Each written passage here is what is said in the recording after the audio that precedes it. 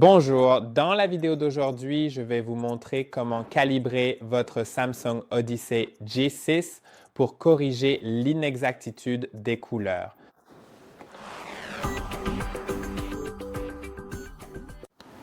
Il y a quelques éléments à calibrer. Avant de commencer à calibrer les paramètres de Windows, ce qui est aussi très important, allons d'abord sur le moniteur et ajustons quelques réglages. Vous pouvez accéder au menu en appuyant sur le bouton à l'arrière de votre moniteur, puis en montant jusqu'au menu et en appuyant sur le bouton. Ensuite, descendez jusqu'à Images et allez vers la droite. Vous pouvez changer le mode d'image.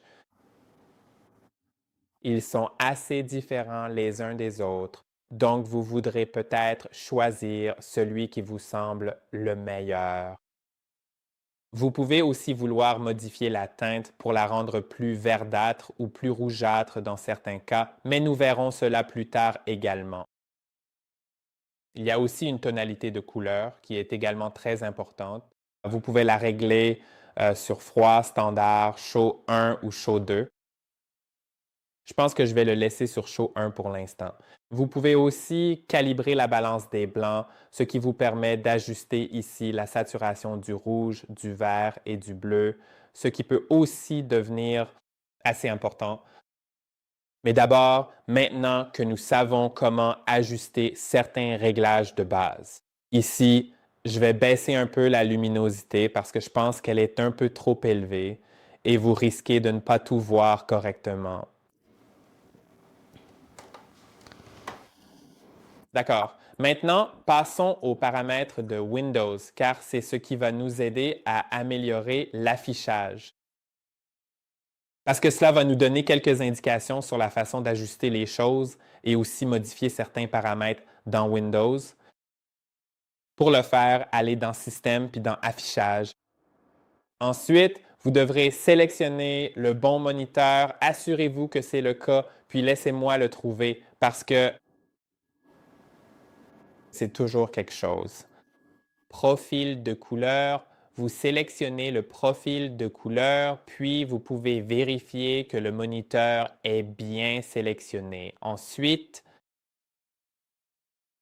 vous pouvez ajouter un profil de couleur ou non. Nous souhaitons en fait effectuer un étalonnage des couleurs, étalonner l'écran, puis il s'ouvrira. Microsoft Store. Vous pouvez obtenir l'étalonnage HDR car j'utilise le HDR, c'est donc nécessaire. Si je ne l'utilisais pas, je pourrais le faire normalement sans cet outil. Je vous montrerai cela aussi. Alors peut-être d'abord, avant de commencer par cela, tout d'abord, je vais désactiver le HDR et essayer de le calibrer sans. Et vous montrer comment faire à cet endroit. Allons donc dans Profil de couleur, étalonner l'écran, et cela devrait ouvrir un outil que je dois placer sur le bon écran. Ensuite, cliquez sur Suivant, Suivant et ajustons-le. Donc d'abord, nous devrons régler le gamma.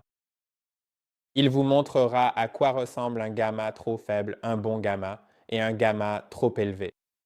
Et c'est ce que nous voulons obtenir. Donc, lorsque vous cliquez maintenant sur Suivant, assurez-vous d'ajuster correctement le gamma pour que cela paraisse correct. Je vais l'ajuster. N'oubliez pas qu'en personne, je le vois différemment de ce que vous voyez à la caméra, donc je l'ajuste selon ce que je vois en vrai. Et en personne, ce serait à peu près correct. Maintenant, cliquons sur Suivant. Nous allons régler la luminosité et le contraste.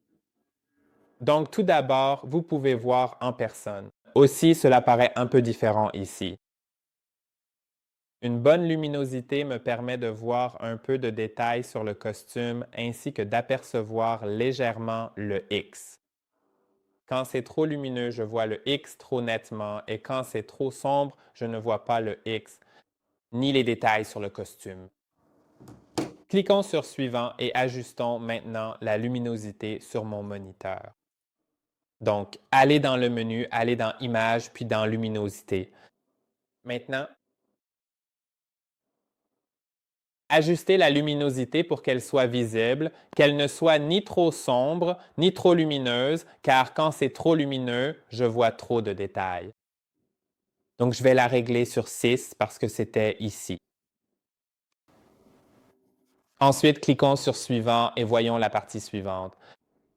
Ici, il va m'afficher le contraste. Je vais sortir de l'OSD. Avec un bon contraste, je peux voir les détails de la chemise. Ce n'est pas trop lumineux. Et les zones sombres, la couleur noire est bien noire. Alors, cliquons maintenant sur Suivant et essayons d'ajuster le contraste.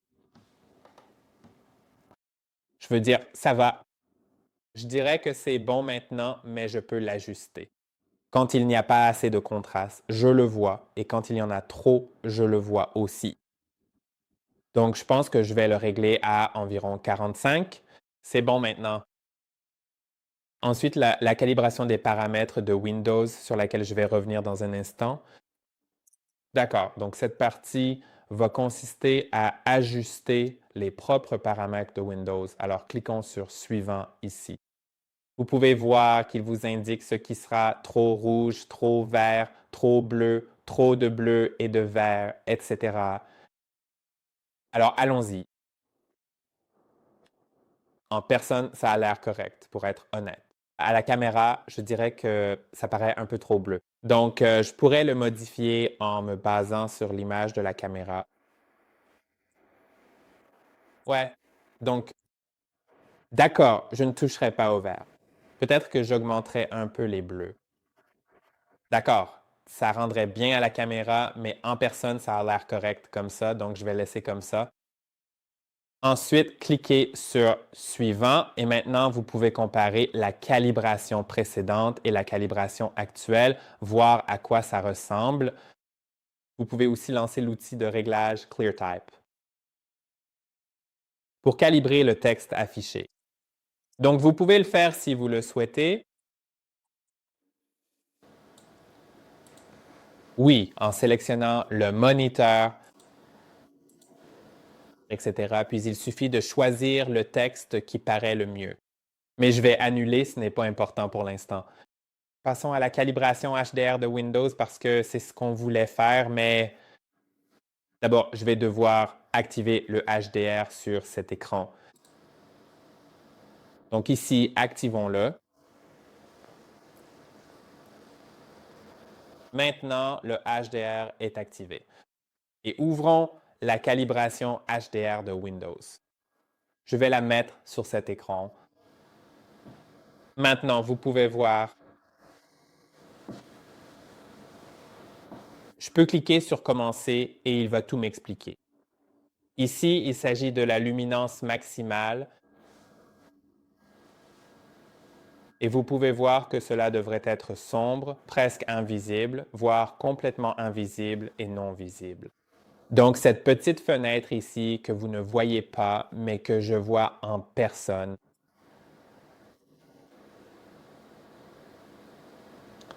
Donc, je dois juste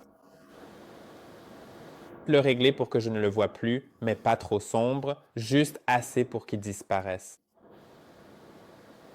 Suivant. Maintenant, le maximum. Et il faut que ce soit complètement blanc, comme vous pouvez le voir ici. Je ne vois pas la différence. Rappelez-vous que je regarde en personne et ça rend différemment en vrai qu'à la caméra. OK, ici, ça disparaît. Dans mon cas. Donc, suivant. Ensuite, vous pouvez voir que ceci est le bon et ceci est le mauvais. Donc, ici, honnêtement, ça disparaît tout de suite, je pense. D'accord, ça va être...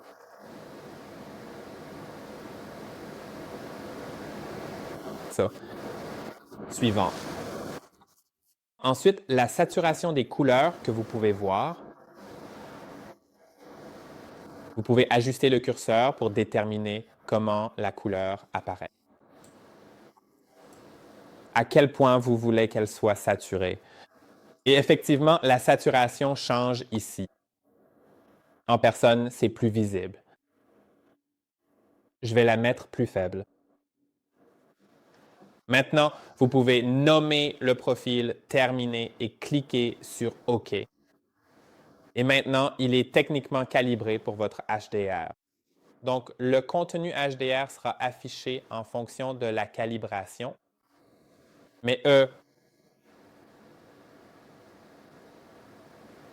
oui, c'est tout. Donc, j'espère que cette vidéo vous a été utile. N'oubliez pas de liker et de vous abonner et je vous retrouve dans la prochaine vidéo.